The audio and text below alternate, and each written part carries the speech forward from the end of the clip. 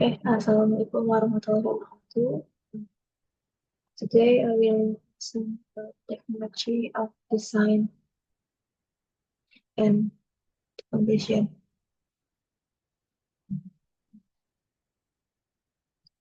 Pembahasan akan dilakukan oleh Indonesia. Di sini saya membuat tentang teknologi terbaru dalam desain dan implementasi. Ini artikel ini membahas tentang teknologi terbaru dalam desain yang membutuhkan elemen vital dalam struktur bangunan.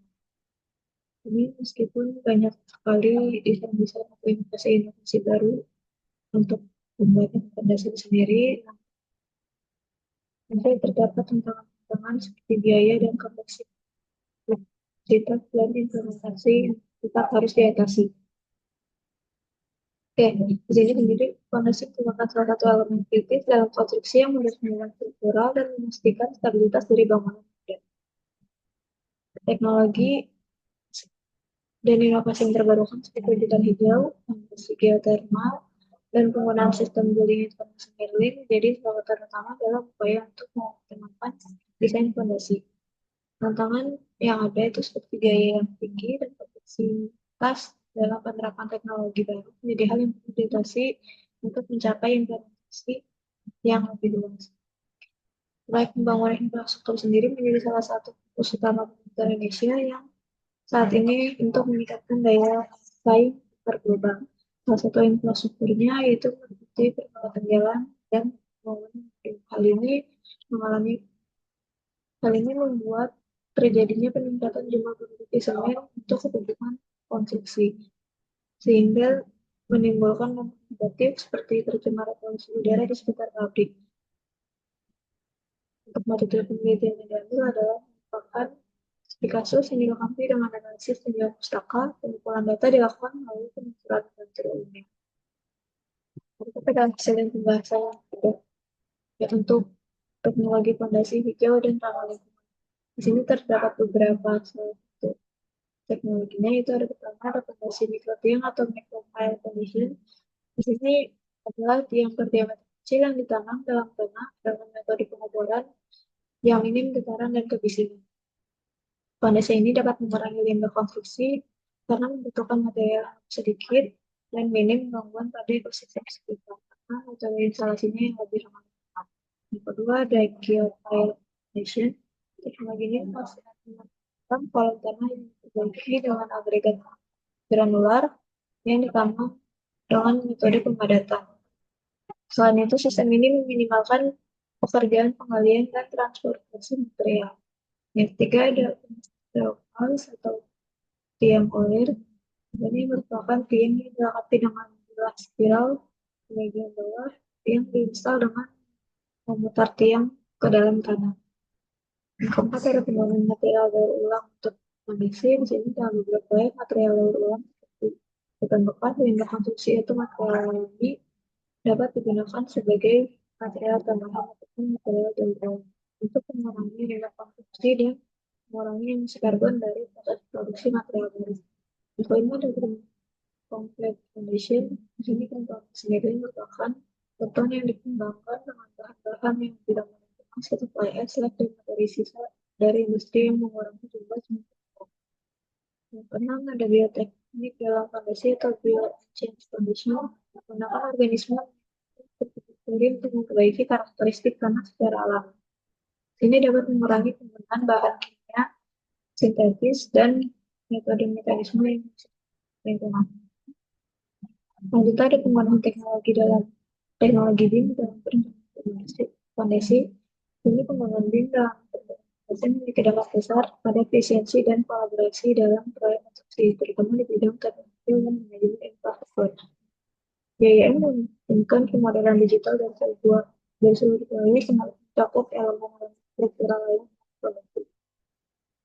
Ini BIM juga mendukung analisis siklus hidup dan penelitian berkelanjutan dalam konstruksi fondasi yang berkontribusi pada proyek yang lebih ramah lingkungan dan hemat sumber daya. Ini menurut beberapa secara spesifik BIM mendukung perencanaan fondasi. Pertama adalah desain dan deteksi tabrakan. BIM membantu arsitek maupun sumber dalam mengidentifikasi konflik antara elemen struktural fondasi dan komponen lain. Hal ini dapat mengurangi potensi perubahan desain selama konstruksi minimal waktu dan biaya proyek. Yang kedua, ada manajemen data dan kolaborasi. BM memfasilitasi kerjasama tim lintas disiplin melalui common data environment, di mana semua data fondasi terintegrasi dalam satu platform digital. Yang ketiga, ada visualisasi dan simulasi dengan BM. Visualisasi fondasi dalam 3D memungkinkan kelompok kepentingan dapat melihat lebih dalam, memberikan waktu penting dalam pemilihan metode fondasi yang keempat ada pengelolaan jadwal dan biaya. BM juga memungkinkan manajemen waktu dan anggaran lebih terstruktur dengan menyediakan alat untuk pelacakan real-time, kalkulasi volume material, dan estimasi biaya fondasi secara rinci. Selanjutnya ada investasi material untuk fondasi konstruksi tinggi. Jadi dalam pengembangan tinggi, inovasi material fondasi terus berevolusi untuk mendukung kebutuhan struktur yang lebih kuat, efisien, dan ramah lingkungan. Ini beberapa inovasinya ada dari dalam atau berintegrasi.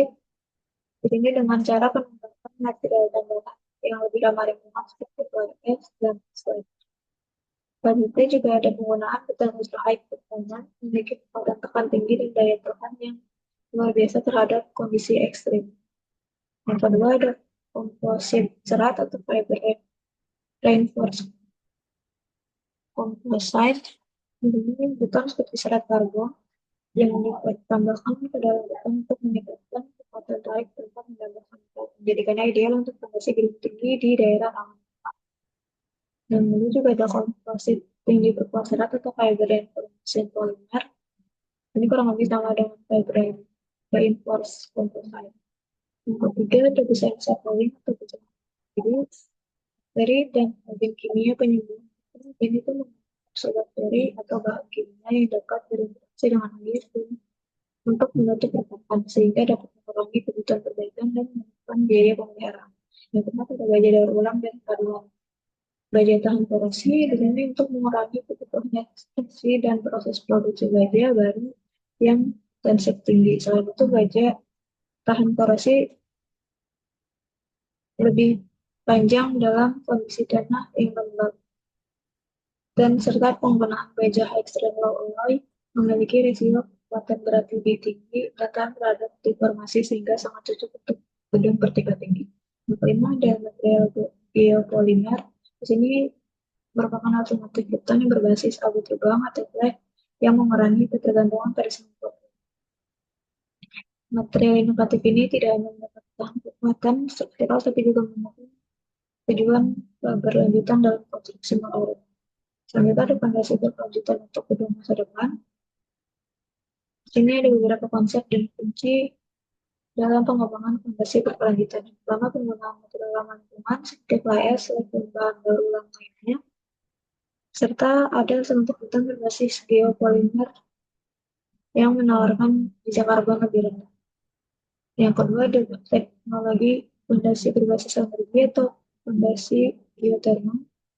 Di sini berfungsi sebagai sumber yang membantu sistem pemanasan dan pendingin bangunan. Ini sangat efisien dan mengurangi energi eksternal dan mendukung keberlanjutan operasional gedung. Yang ketiga ada optimalisasi desain melalui teknologi digital. Di sini dapat melalui BIM untuk mendukung bidang fondasi yang lebih presisi dan memanfaatkan simulasi serta analisis struktur. Serta di sini juga ada teknologi digital twin yang memungkinkan pemantauan fondasi selama masa hidup bangunan sehingga memberikan data real time tidak untuk memprediksi dan mencegah kerusakan lebih lanjut serta mengurangi kebutuhan pemeliharaan yang intensif. Yang keempat ada pengelolaan air dan lingkungan. Fondasi permeable memungkinkan air menyerap ke dalam tanah, membantu pengelolaan air hujan secara alami dan mengurangi risiko banjir serta mendorong siklus air yang berkelanjutan di daerah urban.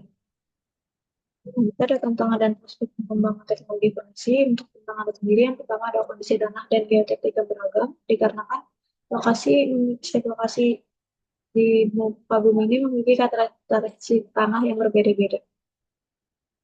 Yang kedua ada dampak lingkungan dan berkelanjutan. Penggunaan material seperti beton dan baja dalam jumlah besar untuk fondasi memiliki dampak lingkungan yang signifikan. Yang ketiga ada biaya biaya tinggi dan investasi awal. Di sini teknologi inovatif memerlukan biaya awal yang lebih tinggi dibandingkan metode konvensional. Yang keempat, ada regulasi dan standar konstruksi. Penggunaan teknologi fondasi baru seringkali menghadapi regulasi ketat terkait keselamatan dan daya tahan. Serta untuk prospek pengembangan ke depannya, yang pertama ada material berkelanjutan dan inovatif. Di sini pengembangan material seperti beton biopolimer dan komposit serat membuka peluang untuk pengurangan emisi karbon dan penggunaan material daur ulang. Yang kedua ada integrasi teknologi digital, penggunaan BIM dan digital twin memungkinkan simulasi yang lebih akurat dari desain fondasi serta mempermudah identifikasi masalah sebelum pembangunan dimulai hingga mengurangi risiko kesalahan dan biaya. Yang ketiga ada fondasi energi dan hemat sumber daya. Di sini fondasi geotermal menawarkan solusi lebih hemat dengan fondasi bangunan juga berfungsi sebagai penyalur panas bumi. Yang keempat ada pengurangan emisi karbon dan efisiensi material dengan meningkatkan tekanan global untuk mengurangi emisi karbon. Pengembangan fondasi yang lebih efisien dalam penggunaan material ini akan menjadi prioritas di masa depan. Selanjutnya ada kesimpulan dan saran. Dengan kesimpulan, teknologi terbaru dalam desain pelaksanaan fondasi memainkan peran penting dalam menciptakan struktur yang lebih efisien, tahan lama, dan rampung. Inovasi material pun memberikan solusi yang lebih canggih dan berkelanjutan untuk tanaman konstruksi modern, serta integrasi teknologi digital juga mempercepat proses desain dan memungkinkan pemantauan lebih baik terhadap kondisi fondasi. Untuk saran yang diberikan adalah satunya, yang pertama ada penelitian berkelanjutan, diperlukan penelitian lebih lanjut untuk meningkatkan efektivitas dan menurunkan biaya material ramah lingkungan. Yang kedua ada peningkatan kolaborasi antar perusahaan produksi, pemerintah, dan berkelanjutan. Hal ini diwujudkan melalui intensif bagi proyek yang menggunakan teknologi rendah karbon dan ramah lingkungan. Yang ketiga, pelatihan tenaga kerja. Teknologi digital seperti BM membangun tenaga kerja yang terampil sehingga diperlukan pelatihan tenaga kerja. Yang keempat, ada pengembangan standar dan regulasi. Regulasi perlu disesuaikan dengan kemajuan teknologi untuk memfasilitasi penggunaan material inovatif dan teknologi baru dalam desain fondasi. Berikut adalah resep yang saya gunakan. Mungkin kurang lebihnya mohon maaf. Wassalamualaikum warahmatullahi wabarakatuh.